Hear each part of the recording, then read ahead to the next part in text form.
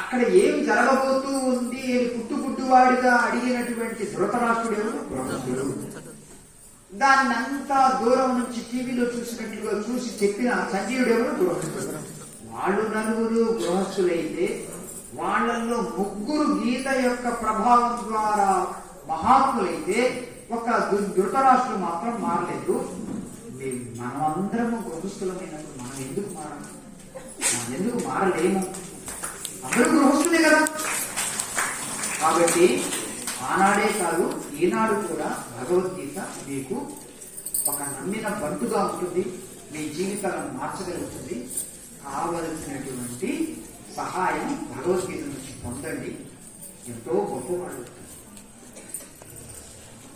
ఒక్కొక్క స్వాతంత్ర సమరయోధుడు ఒక్కొక్క నినాదాన్ని మనకు అందించాడు. అంటే స్లోగన్. బాలగంగాధర్ తిలక్ ఏమని నినాదం ఇచ్చాడంటే, స్వాతంత్రం నా జన్మ హక్కు అన్నాడు. స్వాతంత్రం, freedom is my birth right అన్నాడు. ఆయన అరెస్ట్ చేసి మాండలే జైల్లో పడేశారు. అది ఎక్కడుందంటే బర్మాలో ఉంది, మన దేశంలో లేదు, ఎక్కడో బర్మాలో ఉంది. 2-3 వారాలు అయిన తర్వాత ఎంతకాలం ఉంటాను ఇక్కడ, ఏం చేయాలి, ఎప్పుడు ముక్కుతూ ములుగుతూ ఉంటామా అని ఆలోచన చేసి పేపర్లు పెన్నులు తెప్పించుకున్నాడు. ఇక భగవద్గీతకు వ్యాఖ్యానం రాయటం మొదలుపెట్టాడు. 6.5 ఏళ్ళు భగవద్గీత మీద వ్యాఖ్యానం రచించాడు. అదే గీతా రహస్యముగా వ్యాఖ్యానం తయారైంది. దాన్ని చదివి ఎంతో మంది స్వాతంత్ర సమర యోధులు తయారై దేశం యొక్క ఫ్రీడమ్ కోసం పాటుపడ్డారు. అదంతా కూడా ఆయన చదివే. అమ్మా,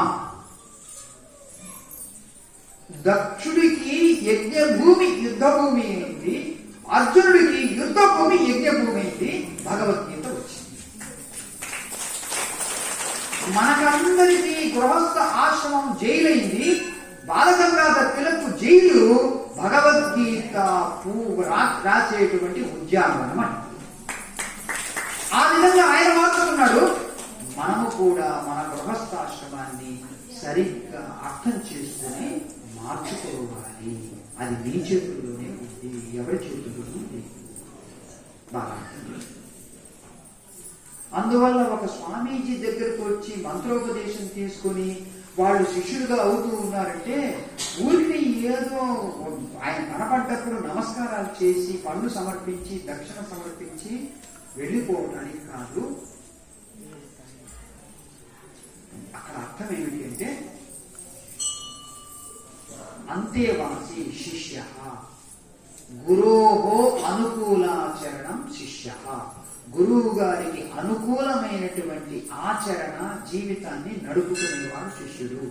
గురువు గారు ఏ విధంగా నెమ్మదిగా ప్రశాంతంగా ఆనందంగా నిండుగా జీవితాన్ని గడుపుతున్నారో శిష్యుడు కూడా అదే మార్గంలో అనుసరిస్తూ భగవద్గీత ప్రభావంతో ఈ జీవితానికి తినటం, సంపాదించుకోవటం, సంపద మూట పెట్టుకోవటం ఒక్కటే కాదు, జీవితాన్ని సద్వినియోగం చేసుకోవాలి, ఆనందంగా దీన్ని మార్చుకోవాలనే జ్ఞానంతో నెమ్మదిగా జీవితాన్ని గడపటమే, సంతోషాన్ని తనలోనే కనుక్కోవటమే శిష్యుడి యొక్క కర్తవ్యం. కనుక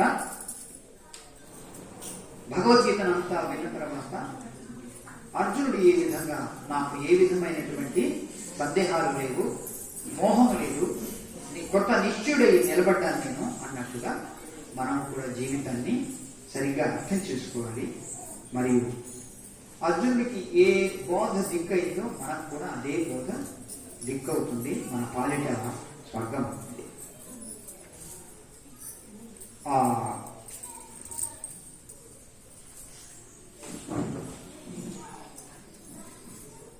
జేబులో డబ్బు పెట్టుకొని నిద్రించాడు ఒక మనిషి. ఆ నిద్రలో స్వప్నంలో బిచ్చమెత్తుకొని అలమటిస్తూ ఉన్నాడు.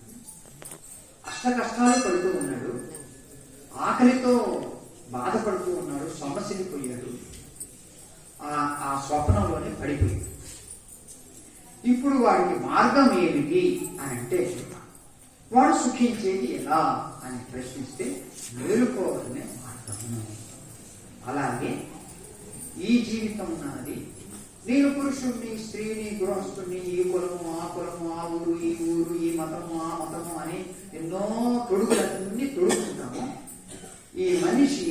బయటపడేది ఎట్లాగంటే ఈ తొడుక్కున్నటువంటి తొడుగుల నుంచి బయటపడి ఈ అజ్ఞానం అనేటువంటి నిద్ర నుంచి మేల్కోవడమే మార్గము.